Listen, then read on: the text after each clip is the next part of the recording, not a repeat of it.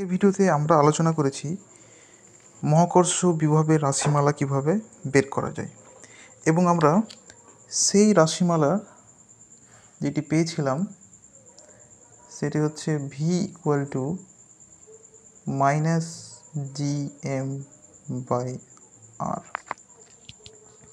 এখানে এম হচ্ছে ভর একটা, যেখান থেকে আর দূরত্বে কোন একটা বিন্দু পিতে মহাকর্ষ বিভবের রাশিমালাটা আমরা বের করেছিলাম। এবার আমাদেরকে দেখতে হবে এই ভি যে রাশিটা, এটার কি জাতীয় রাশি, ভেক্টর না স্কেলার। তো সেটা দেখতে গেলে এর সংজ্ঞাটা আমাদের দেখতে হবে। তো বিভবের সংজ্ঞায় বলা হয়েছিল অসীম দূর থেকে একটি একক ভরকে মহাকর্ষের ক্ষেত্রের কোনো বিন্দুতে আনতে যে কার্য করতে হয়, অর্থাৎ ভিটা হচ্ছে কার্যের সঙ্গে সমান। তার মানে বলতে পারি যেহেতু কার্য স্কেলার রাশি, তো ফলে এখানে ভিকে স্কেলার বলতে পারি, স্কেলার রাশি।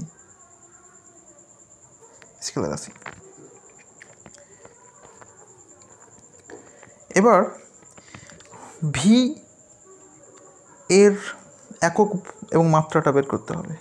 তো সেটার জন্য আমরা দেখব প্রথমে এই ভি এর সঙ্গে কার্যের কোনো সম্পর্ক আছে কিনা। তো এখানে ভি এর সংজ্ঞাটা আমরা প্রথমে লিখছি।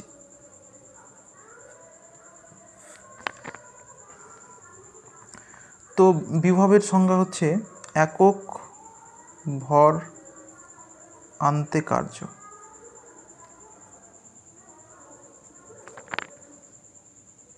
ভি, তো কোনো বিন্দুর বিভব যদি ভি হয় তার মানে হলো সেই বিন্দুতে একক ভর আনতে ভি কার্য করতে হবে। এবার আমি একক ভরের বদলে যদি এম ভর আনি তাহলে কার্য করতে হবে এম ভি। এটাকে আমরা ডাব্লিউ লিখতে পারি। তাহলে এখান থেকে আমরা কার্যের সঙ্গে বিভবের একটা সম্পর্ক পেলাম। এই সম্পর্ক থেকে আমাদেরকে বিভবের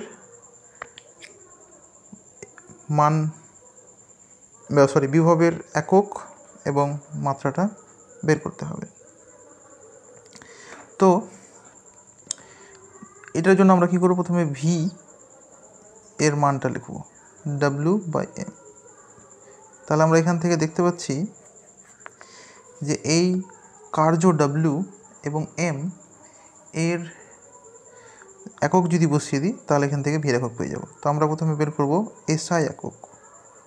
তো SI একক হবে কার্যের একক জুল আর ভরের একক হচ্ছে কিলোগ্রাম। এটা হচ্ছে বিভবের SI একক। আর CGS একক কী হবে? CGS একক হবে, যেহেতু কার্যের একক CGS এ আর্গ ERG পার গ্রাম। এইভাবে আমরা বিভবের একক SI ও CGS এ বের করতে পারি। এরপর আমরা এর মাত্রাটা বের করে নিই। মাত্রা, তো এই একই রাশিটা ইউজ করব। বিভব ভি সমান হচ্ছে কার্য বাই ভর।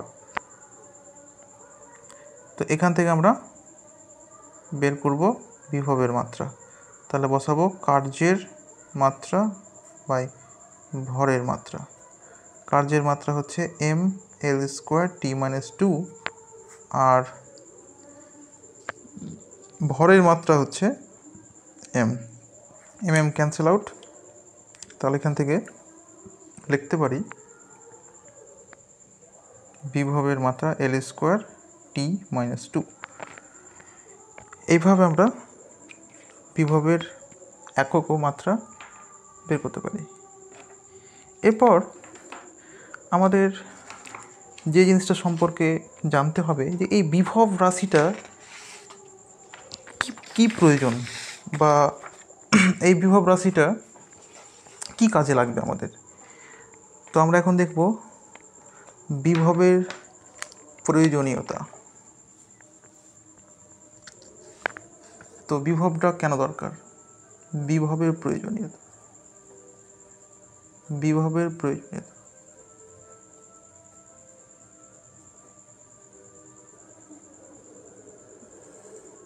তো বিভবটা আমাদের কি কাজে লাগবে? তো বিভবের প্রয়োজনীয়তা বুঝতে গেলে আমাদেরকে প্রথমে দেখতে হবে যে বিভব কোন ক্ষেত্রে লিখতে পারি। তোমার রাখতে হবে বিভব কনসেপ্টটা শুধুমাত্র সংরক্ষী বলের ক্ষেত্রে লেখা হয়, এবং এই বিভবের সাহায্যে অনেক সময় কোনো কঠিন কোশ্চিনকে সহজেই সমাধান করা যায়। তো আমরা এখানে একটু লিখছি যে কি দরকার এটাকে আমরা ব্যবহার করব। তো কিছু কিছু ক্ষেত্রে দেখা যায়, কিছু ক্ষেত্রে নিউটনের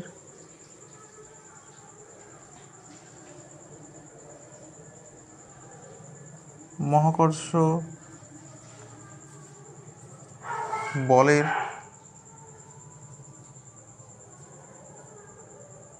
দ্বারা সরাসরি কার্য নির্ণয় করা কঠিন হয়ে দাঁড়ায়।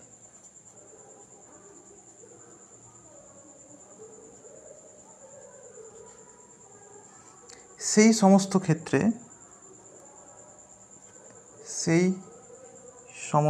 ক্ষেত্রে বিভব কনসেপ্টের সাহায্যে, বিভব, এটাকে আমি ইনভার্টেড কমাতে রাখছি, এই বিভব ধারণার সাহায্যে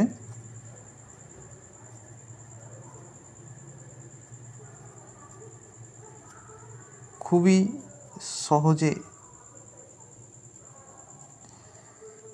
সহজে কার্য নির্ণয় করা যায়। তো এটাই বলতে পারি বিভবের প্রয়োজনীয়তা, যে কিছু কিছু সিচুয়েশনে দেখা যাবে যে কার্য বের করাটা খুবই কঠিন হয়ে দাঁড়াচ্ছে, তখন আমরা এই বিভব কনসেপ্টের সাহায্যে বা বিভব ধারণার সাহায্যে খুব সহজে এবং কম সময়ে কার্যটা বের করা যায়। তো আমরা এই জিনিসটা উদাহরণের মাধ্যমে এখন বুঝব। তো আমরা এর আগে দেখেছি যে কার্য বের করার ফর্মুলা কত রকম হতে পারে। একটা হতে পারে বল ইন্টু সরণ,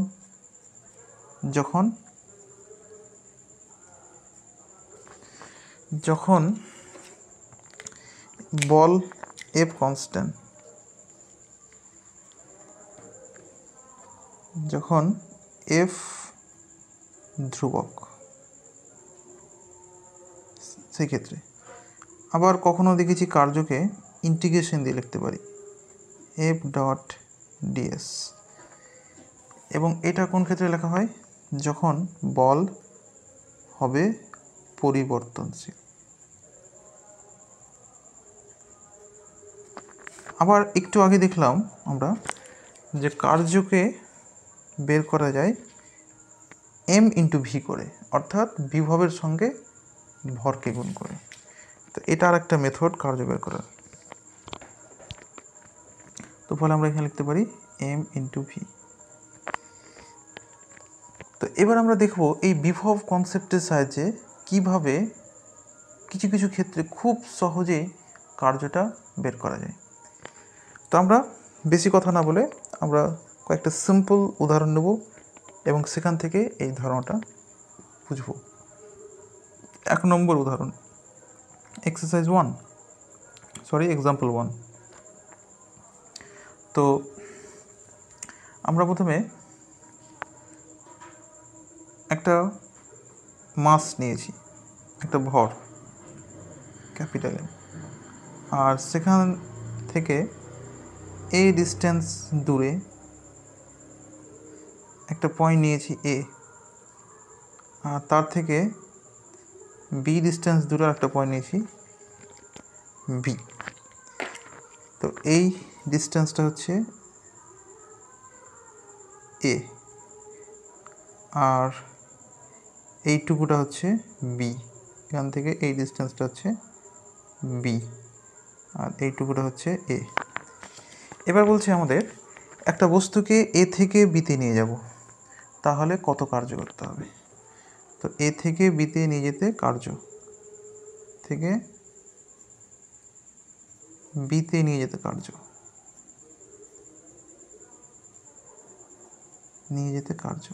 এটা আমরা বের করব।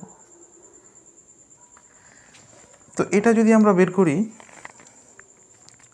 সাধারণ সূত্রের সাহায্যে, অর্থাৎ বল এর মাধ্যমে, তাহলে এই সমাধান করাটা কিন্তু একটু কঠিন হয়ে দাঁড়ায়।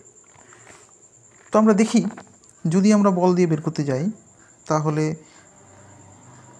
এর সমাধানটা কীরকম হয়। তো আগে আমরা দেখব যে বল যেটা এখান থেকে যখন বস্তুকে এখানে নিয়ে যাব কোনো একটা একক ভরকে, তো এই একক ভরটা এই যখন এই জায়গাগুলোতে আসবে তখন বলটা কি ধ্রুবক থাকবে কি থাকবে না সেটা আমরা দেখব। তো আমরা যদি একক ভরটা এখানে রাখি তো দেখতে পাচ্ছি ডিস্টেন্সটা খুবই কম, তার মানে এখানে ফোর্স বেশি কাজ করবে। এখানে নিয়ে গেলে ডিস্টেন্স বেড়ে গেল, তার মানে ফোর্সটা কম কাজ করবে। এখানে আরও কম, এখানে আরও কম, এখানে আরও কম, এখানে আরও কম, এখানে খুবই কম। তাহলে আমরা দেখতে পাচ্ছি যে এখানে বল কিন্তু ধ্রুবক নয়। তাহলে আমাদেরকে বলের ইন্টিগ্রেশন ফর্মুলাটা অ্যাপ্লাই করতে হবে। আর ইন্টিগ্রেশন ফর্মুলা অ্যাপ্লাই করতে গেলে এখানে মাঝখানে কোনো একটা পয়েন্ট ধরতে হবে, একটা ইন্টারমিডিয়েট পয়েন্ট বা মধ্যম একটা পয়েন্ট ধরতে হবে, এবং সেটাকে সেই ডিস্টেন্সটাকে মার্ক করতে হবে। তো আমি ধরে নিচ্ছি এই মধ্যম পয়েন্টটা হচ্ছে এক্স, এখান থেকে এক্স ডিস্টেন্স দূরে। তো এটাকে আমি অন্য কালারে এটাকে দেখাচ্ছি। তো এখান থেকে দেখাচ্ছি, এটা একটু হয়ে যাবে। এখান থেকে দেখাচ্ছি, এখান থেকে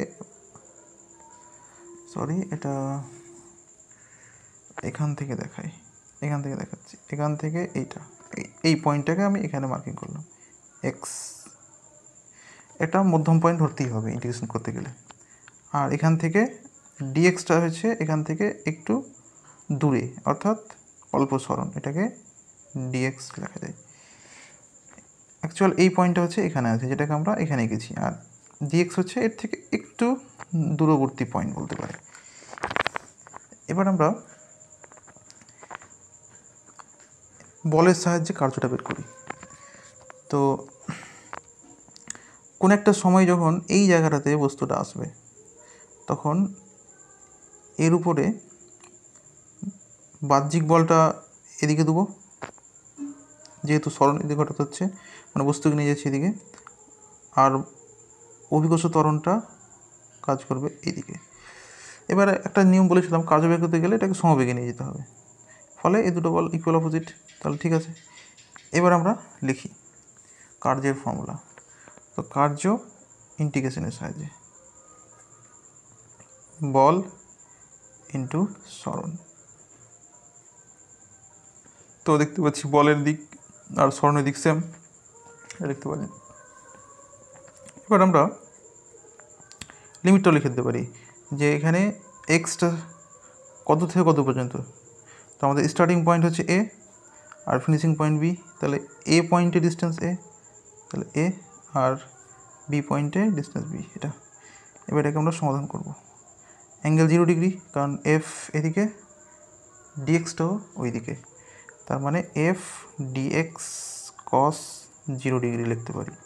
আর লিমিট হচ্ছে এ থেকে বি। এবার এখানে আমরা এফের মানটা বসিয়ে দিতে পারি। তো যেহেতু বললাম যে এ থেকে বিতে নিয়ে যেতে হলে সমবেগে নিয়ে যেতে হবে, তার মানে হচ্ছে যে এফ আর জি এই দুটোর ভ্যালু কিন্তু সেম হবে, তেমন এফ ইকুয়াল টু জি। আর এই জায়গাতে মহাকর্ষ ক্ষেত্রের প্রাবল্য হবে, এখানে একটা 1 ভর কল্পনা করতে হবে, এই দুটোর মধ্যে গুণফল, তার মানে জি এম ইন্টু 1 বাই এইখান থেকেকার ডিস্টেন্স হচ্ছে এইটুকুটা এক্স স্কোয়ার, তখন এটা হচ্ছে G M by x square এটা। এবার আমরা এখানে ইন্টিগ্রেশনটাকে সমাধান করব। তো এখানে এফ এর জায়গাতে লিখতে পারবো G M by x square আর ডিএক্স। এবার জিএমটাকে আমরা বাইরে করতে পারি, বাদ বাকি পয়েন্টগুলো হচ্ছে dx by x square, limit হচ্ছে এ থেকে বি এটা। এরপরে নেক্সট লাইনে লিখতে পারি এটার ইন্টিগ্রেশনের ভ্যালু হবে -1 by x, limit a to b. এবার লিমিটের ভ্যালুটা যদি বসাই তাহলে অ্যান্সার হবে জি এম, আপারটা আগে বসবে -1 বাই বি, তারপরে -1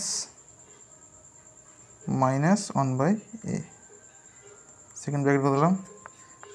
অতএব এবার এটাকে যদি লিখি তাহলে অ্যান্সার পাবো G M 1 by a -1 by B.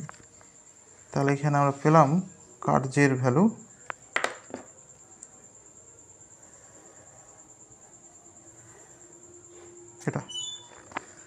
এটা হচ্ছে GM 1 by a -1 by b.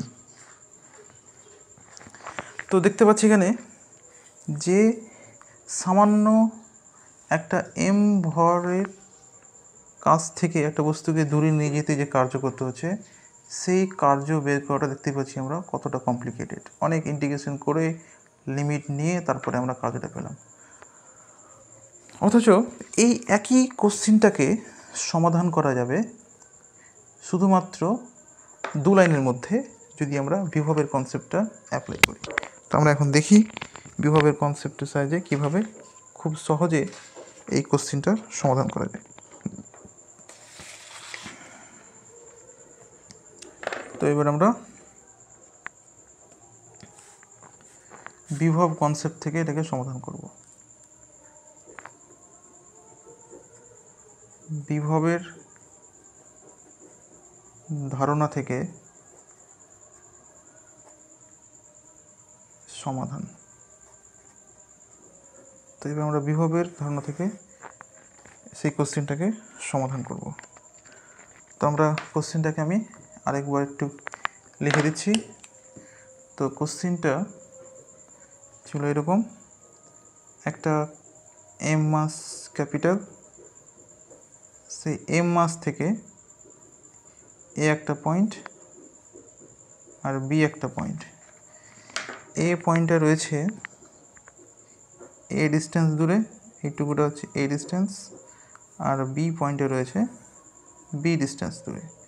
তো বলছে একটা ইউনিট ভরকে এখান থেকে এখানে নিয়ে যেতে কত কার্য করতে হবে।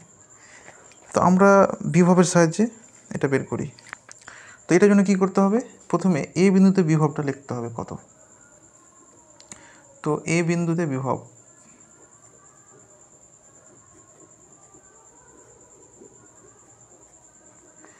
তো এ বিন্দুতে বিভব বের করার ফর্মুলা কি, আমরা একটু আগে দেখেছি যে বিভব বের করার ফর্মুলা হচ্ছে -GM বাই আর, অর্থাৎ যে মাসের জন্য বিভব বের করব আর কত দূরে সেটা।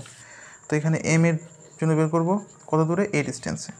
তাহলে এখানে বিভব লিখতে পারি V1 equal to -GM by A. এরপর বি বিন্দুতে বিভবটা বের করব V2, এটা হবে দেখতে পাচ্ছি বি বিন্দু কত দূরে, বি দূরে, তাহলে -GM বাই বি। এবার আমরা কার্য বের করব। তাহলে আমাদের দুটো বিন্দুতে বিভব বেরিয়ে গেল, যে বিন্দু থেকে যে বিন্দুতে ইউনিট ভরটাকে নিয়ে যাব ওদের মধ্যে ওদের বিভবগুলো বেরিয়ে গেছে। এবার আমরা কার্যটা বের, তো কার্য এ থেকে বিতে নিয়ে যেতে, কার্য এ থেকে বিতে নিয়ে যেতে, এ থেকে বি বিন্দুতে নিয়ে যেতে। তো আমরা লিখতে পারি কার্যের ফর্মুলাটা ছিল, একটু আগে লিখেছি আমরা, কার্যের ফর্মুলা হচ্ছে এই যে এটা এম ইন্টু ভি। তাহলে এখানে যে মাসটাকে নিয়ে যাবো সেটা, আর ভি হচ্ছে এখানে বিভব অথবা বিভব পার্থক্য বলতে পারি এটাকে। তো এখানে আমরা এম ইন্টু ভি অর্থাৎ বিভব পার্থক্য, এখানে যেহেতু দুটো বিভব আছে। তাহলে এখানে এম মানে কত, ইউনিট মাস, কারণ আমরা একক ভরকে নিয়ে যাবো এখান থেকে এখানে। তো ফলে এখানে 1। আর ভি মানে হচ্ছে বিভব পার্থক্য, তো এটা হচ্ছে বিভব পার্থক্য মানে হচ্ছে অন্তিম বিভব মাইনাস প্রাথমিক বিভব। এবার যদি ভ্যালুটা বসাই কত হবে, অন্তিমটা হচ্ছে minus G M by B, আর প্রাথমিকটা মাইনাস মাইনাসে প্লাস হয়ে যাবে, একবার লিখে দিচ্ছি জি এম বাই এ। তাহলে এখান থেকে কমন টমন যদি নিই তাহলে জি এম সমান হবে 1 by A minus 1 by B. তাহলে এখান থেকে পেলাম কার্যের মান G M 1 by A minus 1 by B. আর একটু আগে যে কার্যটা বের করলাম তো সেটা যদি দেখি আমরা, তো দেখতে পাচ্ছি সেম, একই। তো একই অ্যান্সার পেলাম এখানে উভয় ক্ষেত্রে, কিন্তু এখানে আমাকে অত বেশি কঠিন পরিশ্রম করতে হয়নি, কারণ এখানে ইন্টিগ্রেশন করতে হয়নি। বিনা ইন্টিগ্রেশনে খুব সহজেই আমরা কার্য বের করতে পারলাম। তো ফলে এই উদাহরণ থেকে আমরা যে জিনিসটা বুঝতে পারলাম সেটা হচ্ছে যে বিভব এর ধারণা আমাদেরকে ইন্টিগ্রেশন বা সমাকলনের হাত থেকে রক্ষা করছে এবং খুব সহজেই অ্যান্সার বের করতে সাহায্য করছে। এরকম আমরা আরেকটা উদাহরণ নেব, এবং এই উদাহরণটাতে বলের সাহায্যে ইন্টিগ্রেশন করা এবং এই ইন্টিগ্রেশনের উত্তর বের করাটা কিন্তু খুবই কঠিন হয়ে যাবে। যাই হোক, বেশি কিছু না বলে আমরা উদাহরণটা দেখি। তো এখানে আমরা যে উদাহরণটা নেব সেটা হচ্ছে এরকম টাইপের।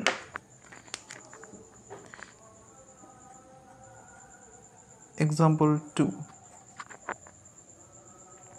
তো উদাহরণটা হচ্ছে এরকম টাইপের যে একটি সমবাহু ত্রিভুজ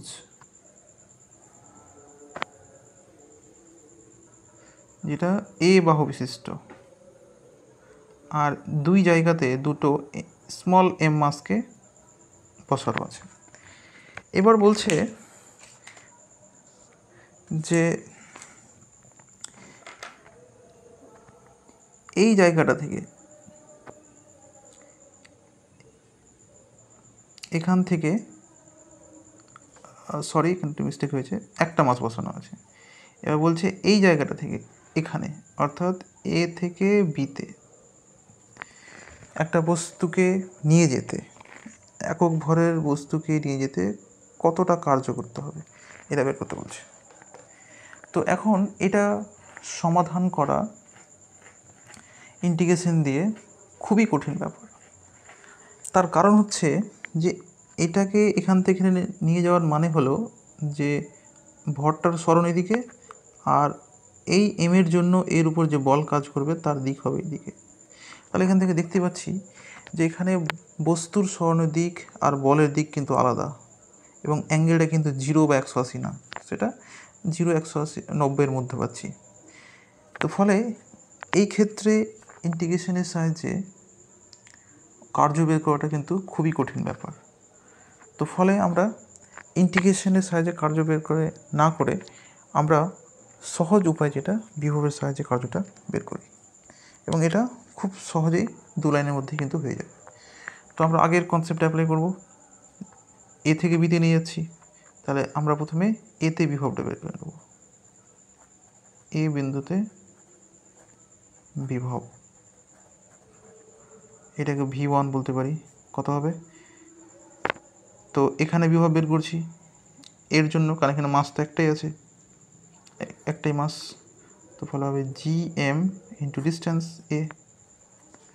আবার যদি আমরা বি বিন্দুতে বিভব বের করি V2, তো যেহেতু মাস একটাই আছে এর জন্য বিভব এখানে থাকবে জিএম ইন্টু এ। তাহলে আমাদের দুটো বিন্দুতে বিভব বেরিয়ে গেল। এবার আমাদের কার্য বের করতে হবে। তো আমরা কার্যের ফর্মুলাটা লিখে নেব, এ থেকে বিতে নিয়ে যেতে কার্য,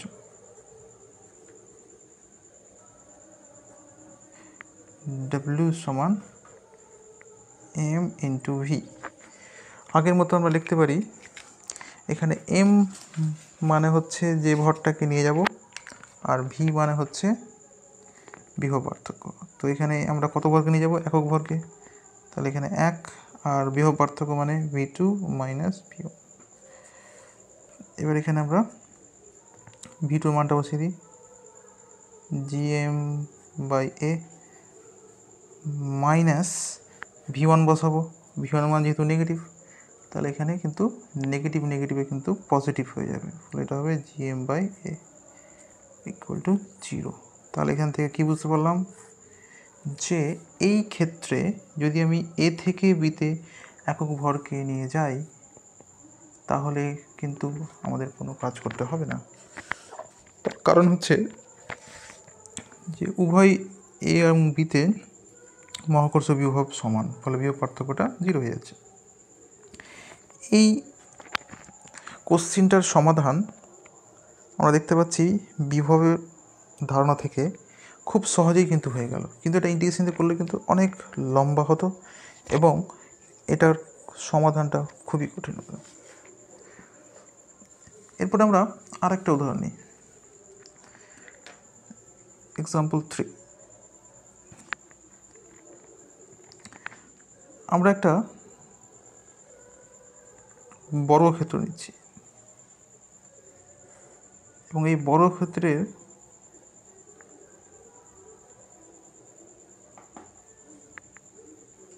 দুটো বিন্দুতে এম ভর রাখা আছে। এবার আমাদের বলছে যে একটা ভরকে এ থেকে বিতে নিয়ে যাব, এইভাবে নিয়ে যাব, এবং যে ভরটাকে নিয়ে যাব সেটা হচ্ছে একক ভর। তাহলে বলছে এই ক্ষেত্রে কত কার্য করতে হবে? এ থেকে বিতে নিয়ে যেতে। এই কোশ্চিনটার সমাধান যদি আমরা করতে যাই ইন্টিগ্রেশন এর সাহায্যে বা মহাকর্ষ বল দিয়ে, তাহলে এটার সমাধান খুবই খুবই কঠিন। কারণ এখানে দেখতে পাচ্ছি যে এই জায়গাতে এম এর জন্য একটা বল কাজ করবে, এইদিকে কাজ করবে, আর এম এর জন্য আবার এদিকে একটা বল কাজ করবে, তার মানে দুটো বল কাজ করবে। এর সঙ্গে আরেকটা জিনিস এখানে ঝামেলা হচ্ছে যে আবার বস্তুর সরণ আবার অন্যদিকে হবে, তার মানে এখানে বলগুলো কাজ করছে ভিন্ন ভিন্ন দিকে, দুটো ভরের জন্য দুটো বল কাজ করছে ভিন্ন ভিন্ন দিকে, তার সঙ্গে আবার বস্তুর সরণ হচ্ছে ভিন্ন দিকে। তার মানে এটা হচ্ছে খুবই কমপ্লিকেটেড ব্যাপার একটা, এবং এটাকে ইন্টিগ্রেশনের সাহায্যে সমাধান করাটা খুবই কঠিন। কিন্তু এই কোশ্চেনটার সমাধান বিভবের সাহায্যে খুবই সহজে এবং সিম্পলভাবে কিন্তু করা যাবে। তো ওই জন্য আমরা ইন্টিগ্রেশন মেথডটা কাজে না লাগিয়ে বা সরাসরি বলের মাধ্যমে না করে আমরা এটা বিভবের সাহায্যে করব। তো বিভবের সাহায্যে করতে গেলে যেটা নিয়ম, যেখান থেকে ওটা যাত্রা শুরু করছে সেটার বিভব বের করব, আর ফাইনালি যেখানে ভরটাকে নিয়ে রাখছি সেটার বিভব বের করব। তো আমরা দেখি এ বিন্দুর বিভব কত, V1। তো এ বিন্দুর বিভবটা কত হবে? তো এ বিন্দু থেকে বা এ বিন্দুর আশেপাশে কটা ভর আছে? দেখতে পাচ্ছি এ বিন্দুর আশেপাশে দুটো ভর আছে, তার মানে দুটো বিভব থাকবে এখানে। তো আমরা প্রথমে এ এম এর জন্য বের করি, এটার জন্য মাইনাস GM, কত দূরে আছে এটা? এ বাহু বিশিষ্ট এ, এটা একটা বিভব। এই এম এর জন্য কিন্তু আর একটা বিভব থাকবে এবং এই ডিস্টেন্সটা লাগবে এর জন্য, কারণ এটা ভর এর জন্য করতে গেলে এই ডিস্টেন্সটা লাগবে। তো মাইনাস জিএম, এই ডিস্টেন্সটা কত, a√2, তাহলে এখানে লিখতে পারবো a√2 এটা। তো এখান থেকে আমাদের বিভবটা বেরিয়ে গেল এই বিন্দুর। একই রকমভাবে আমরা বি বিন্দুর বিভবটা বের করব। বি বিন্দুর বিভব V2। তো বি বিন্দুর বিভব বের করতে গেলে দেখতে হবে বি বিন্দুর আশেপাশে কটা ভর আছে, দেখি দুটো, তাহলে দুটো বিভব থাকবে। তাহলে মাইনাস জিএম এর জন্য কত হবে, তো এই ডিস্টেন্সটা দেখতে হবে এ, মাইনাস এবার এই ভরের জন্য কত হবে, তাহলে এই ডিস্টেন্সটা লাগবে এটা, এবং সেটাও হচ্ছে a√2। তাহলে আমাদের কিন্তু এ এবং বিতে বিভবটা বেরিয়ে গেল। এবার যদি আমরা ব্যাপারটা ভালো করে লক্ষ্য করে দেখি যে V1-এর মান আর V2-র মান কিন্তু সেম পাচ্ছি। তার মানে যেহেতু এ আর বিতে বিভব সেম, তার মানে বিভব পার্থক্যটা 0 হয়ে যাবে, আর বিভব পার্থক্য যদি 0 হয় তাহলে কার্যটাও 0 হয়ে যাবে। তো আমরা লিখতে পারি এ থেকে বিতে কার্য, অর্থাৎ এ থেকে বিতে নিয়ে যেতে একক ভরটাকে কার্য, এম ইন্টু বিভব পার্থক্য। এম কত ভরকে নিয়ে যাবো, একক ভরকে, আর কোথায় কোথায় নিয়ে যাব, এ থেকে বি, তাহলে অন্তিম মানে প্রাথমিক। যেহেতু এই দুটোর মান সেম, এখান থেকে ছবি থেকে দেখতে পাচ্ছি এই দুটো সেম, তাহলে আমরা এখান থেকে লিখতে পারবো এটা 0। তাহলে এই ক্ষেত্রে কার্যটা হয়ে যাচ্ছে 0। তো আমরা এতক্ষণ ধরে যে জিনিসটা নিয়ে আলোচনা করলাম সেটা হচ্ছে যে বিভব এই কনসেপ্ট বা এই রাশিটার কী কারণে ফিজিক্সের মধ্যে নেওয়া হয়েছে। তো আমরা এখানে 3টা উদাহরণ দেখলাম, এবং এই উদাহরণের সাহায্যে আমরা বললাম যে বিভব এর ধারণাটা আমাদেরকে ইন্টিগ্রেশনের হাত থেকে রক্ষা করছে এবং সহজে কোনো সমস্যা বা কোনো কোশ্চেন সমাধান করা আমাদের পক্ষে সম্ভব হচ্ছে। যদি এই ধারণাটা যদি না নেওয়া হতো তাহলে কিন্তু অনেক ইন্টিগ্রেশন করতে হতো এবং সহজ সহজ কোশ্চেনগুলো সমাধান করাটা কিন্তু অনেক কঠিন হয়ে যেত। কারণ আমরা এখানে একটা উদাহরণ দিলাম যে এখানে ইন্টিগ্রেশনের সাহায্যে কার্য বের করাটা খুবই কঠিন এবং সময় সাপেক্ষ ব্যাপার।